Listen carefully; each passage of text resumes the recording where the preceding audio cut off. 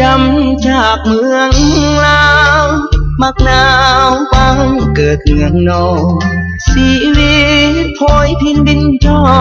งใจอาวรณ์ตลอดเวลา30 ปีไปได้ห่างไกลสู่อเมริกาวันนี้จึงได้กลับมาพบหน้าพ่อตาพี่น้องบ้านเฮา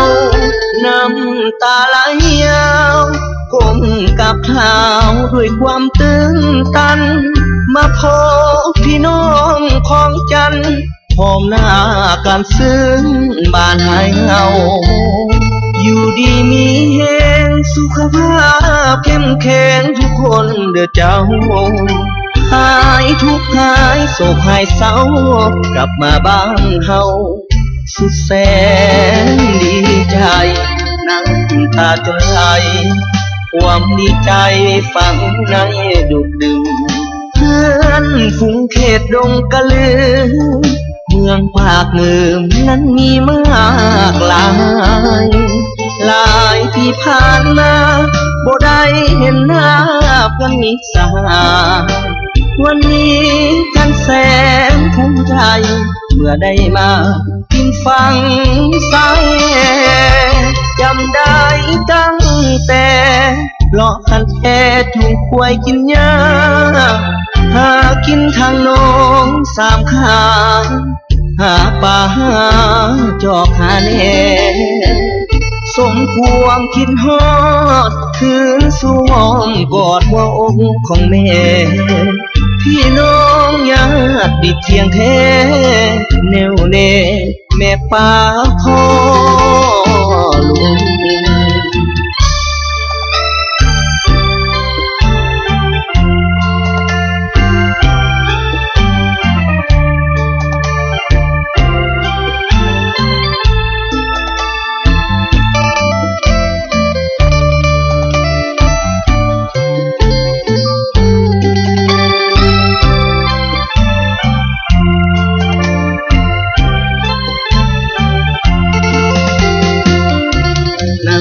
ตาจนไหล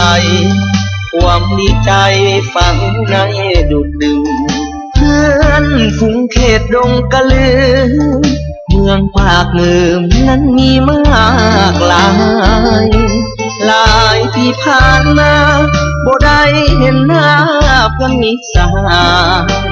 วันนี้กันแสนภูมิใจเมื่อได้มากินฟังสายจำได้ตั้งแต่เลาะคันแท้ถูกควายกินยาหากินทางน้อง3 ขาหาป่าหาจอกหาแหน่สมความคิดฮอ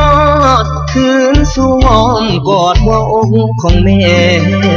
พี่น้องญาติปิดเทียงแท้แน่วแน่แม่ป้าพ่อลุง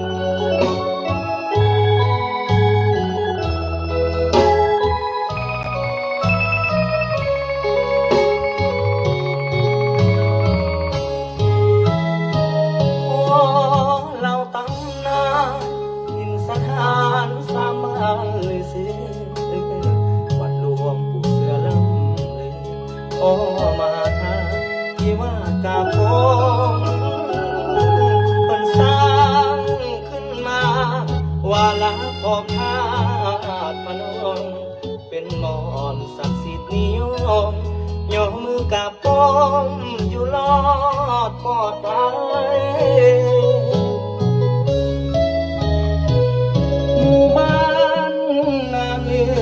มากหนาวเหนือวัดหลวงปู่สถานศักดิ์สิทธิ์หาโลเจ็บไข้ได้โซไปหาก็หาน้ำเดิมปากเสียกมีน้ำห้วยเสียบไหลผ่านกายฟังเลิกเราห่างกลางใจหลายปีผ่านไปยังสายน้ำเดิม12เพียงเริ่มจัดงานลอยกระทงพร้อมไหลเหือไฟอนุรักษ์ไว้เก่าของเดิมมวนเทมวนว่าอยากให้ท่านมาต่อใจเพิ่มเติมสามมักนาวบ้านดังเดิมเดี๋ยวนี้ส่งเสริมเล่งพัฒนาวัดปักดาวดงเสื้อเสียงยังคงเหมือนเก่าหลวงปู่นวลเมื่อเดิมดาเขาเดี๋ยวนี้หมู่เฮาปกป้องรักษาหากใครได้เห็นคงนับว่าเป็นบุญวาสนาเชิญชวนทุกท่านแวะมาอยู่ทุกหมู่สาขอพรลำเลิ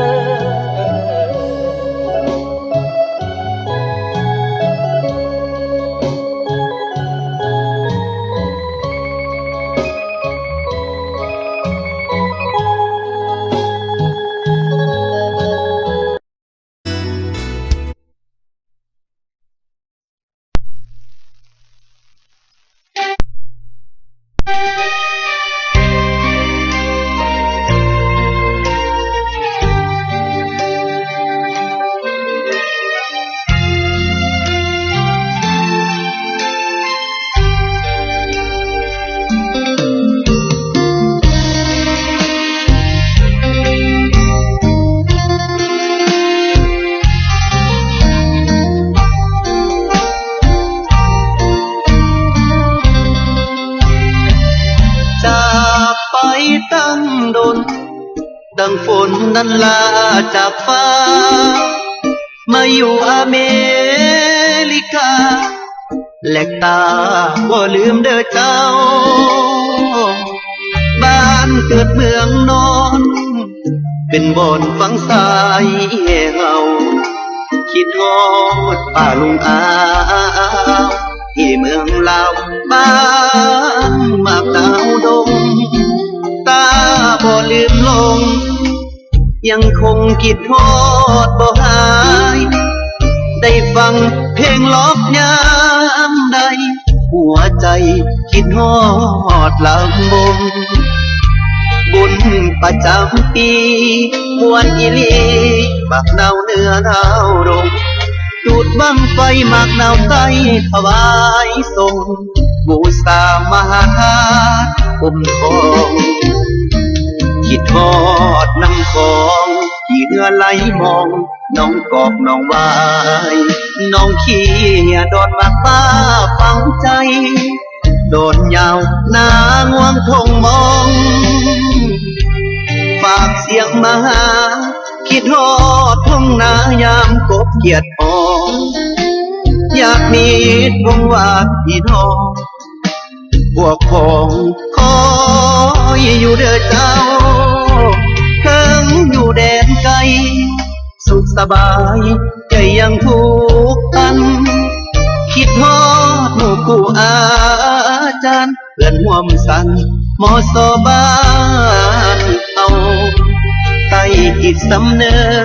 กจะลึกในใจบ่เศร้า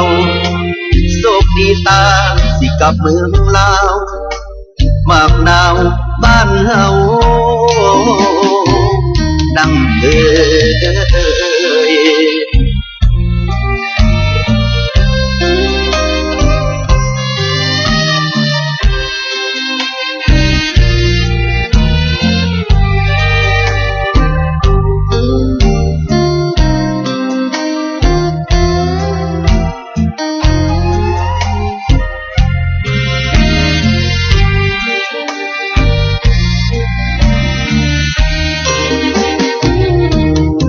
อ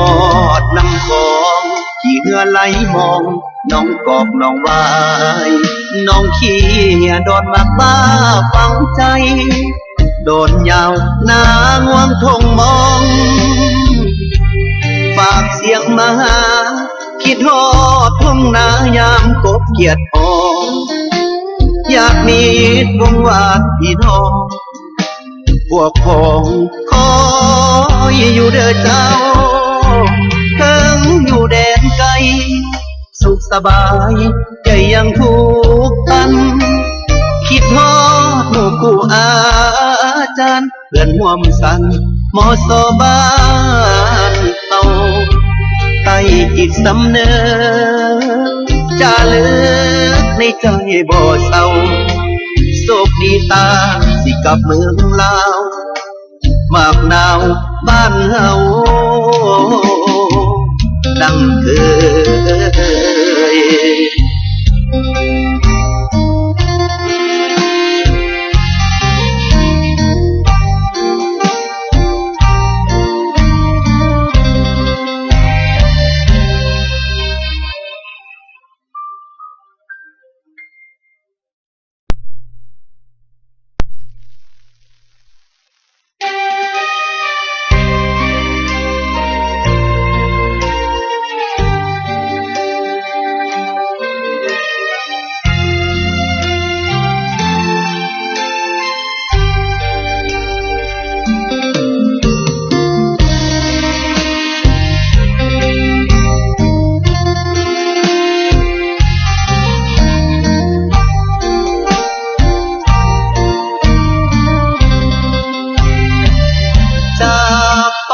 ตั้งดน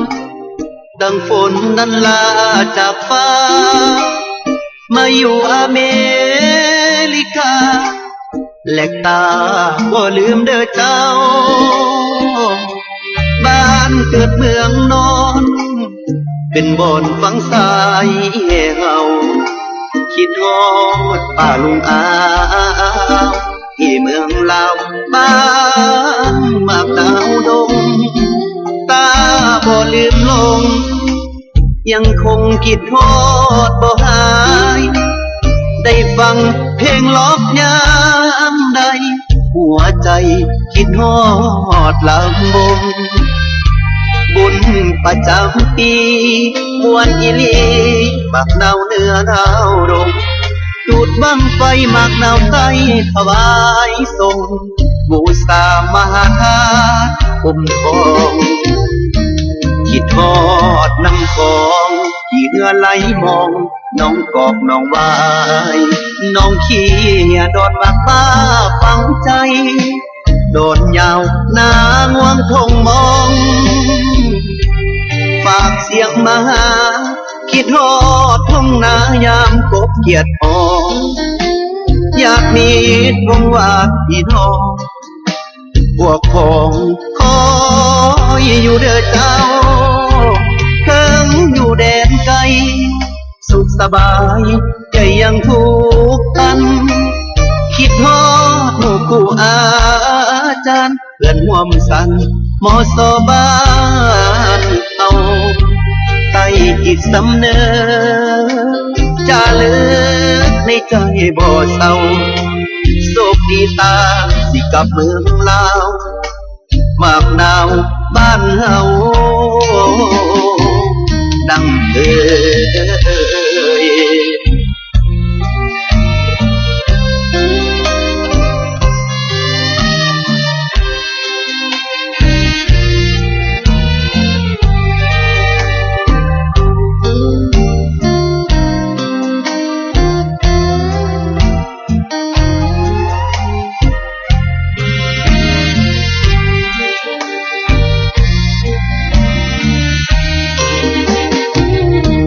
คิดฮอดน้ำของที่เหือไหลมองน้องกอกน้องวายน้องขี้ดอนมากบ้าฟังใจโดนยาวนางวงทงมองฝากเสียงมาหาคิดฮอดทุ่งนายามกบเกียดออกอยากมีวงวานพี่น้อง พวกพ้องคอยอยู่เด้อเจ้าถึงอยู่แดนไกลสุขสบายใจยังทุกข์กันคิดฮอดหมู่ครูอาจารย์เพื่อนร่วมสันหมอสอบ้านเฮาใต้จิตสำเนึกจะเลิกในใจบ่เศร้าโศกดีตาสิกลับเมืองลาวมากหนาวบ้านเฮาดังเคย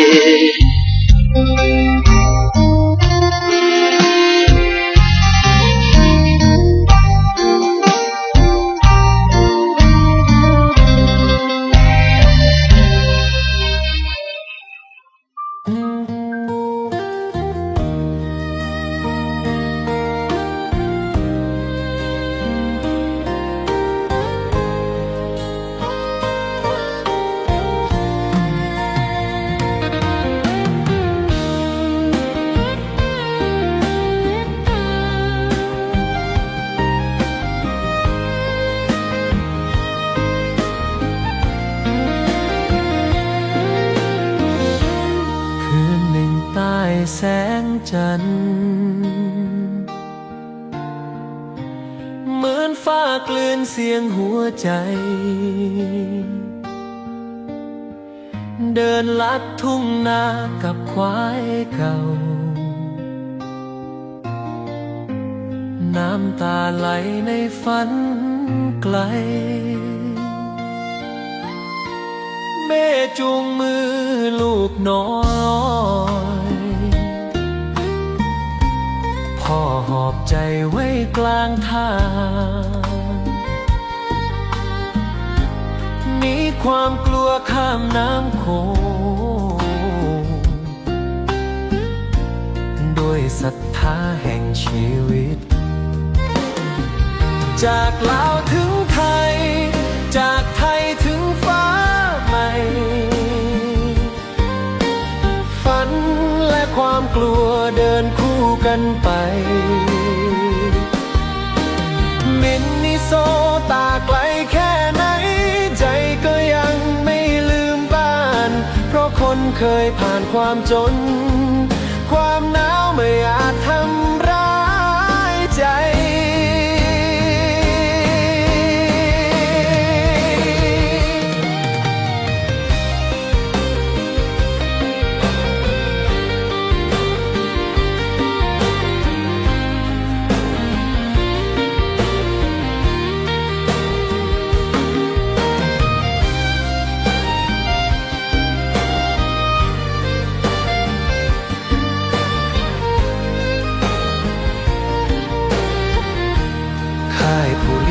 ภัยกลางแดดจ้า